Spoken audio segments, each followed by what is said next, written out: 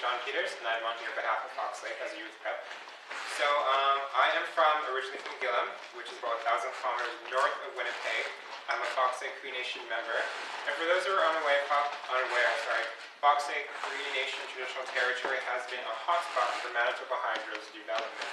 To date, we have 3 generating stations, being Kettle, Limestone, and Long Spruce, 2 converter stations being Radisson and Henday. Currently, we have a generating station under construction, as well as Bipolar 3 transmission line, which is well underway, and another proposed generating station being Conowapa, which has been deferred. But Hydro being Hydro, I do believe that activity will resume very soon. So some of my members back from Fox Lake had sent me a presentation for me to use, and I was going to prepare a speech just of my own thoughts and opinions and stuff about hydro development and water, land, and human rights, but a part of me felt as if though that would be wrong, that I'd be abandoning the hard work that some of the members had put into this presentation, so this is what I'll be reading to you tonight.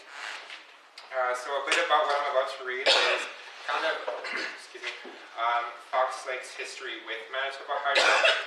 So Fox Lake used to occupy the Hudson Bay hinterland in the northeastern Manitoba, roughly bounded by Split Lake in the west, Hudson Bay in the east, Fox and Hayes River to the south, and as far as north as the Churchill River.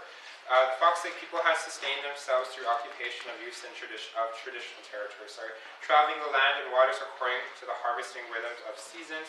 The extensive and seasonal land use areas allowed Fox Lake to maintain a sustainable livelihood by harvesting caribou, moose, beaver, sturgeon, and waterfowl, as well as other animals in the area for food, shelter, tools, and clothing.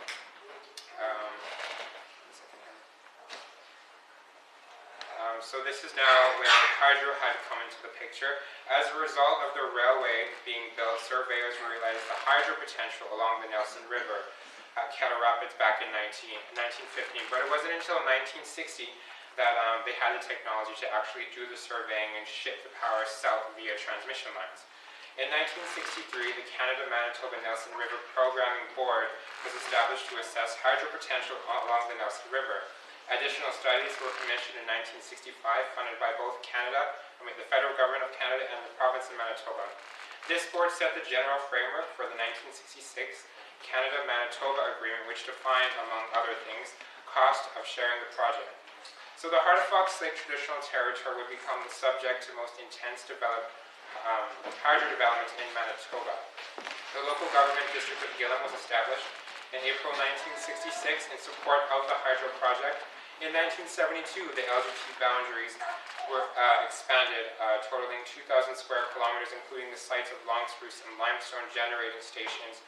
The Water Power Act designated large areas of land in northern Manitoba, gaining valuable rights allocated to hydro's interests.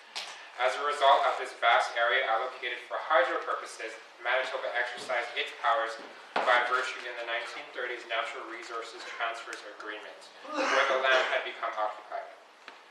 Fox Lake have occupied the area long before any allocation of lands for hydro purposes through the establishment of the LGT of Gillam and the Water Power Act.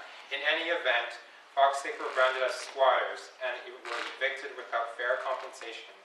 The exercise of lawful legislation and government powers by Manitoba came into conflict with treaty rights and entitlement to reserve land for Fox Lake. The coming of the flooders damaged and changed lives for every Fox Lake member to present day. Kettle Generating Station began its construction in 1965.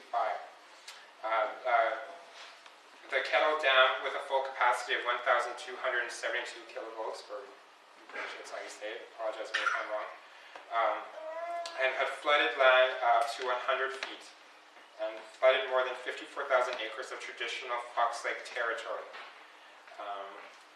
Long Spruce Generating Station started its construction in 1971. About 8 miles of dikes were built, which closed off in 1977 and raised the water about 85 feet, and that flooded traditional territories, about 3,400 acres of land. Limestone Generating Station started its construction in 1976. With Limestone Generating Station, water levels were raised up to 110 feet, but with high banks, flooding was contained to about 500 acres. In 2004, Manitoba and Fox Lake, as long as the province of Manitoba, or forgive me, I think I got that mixed up.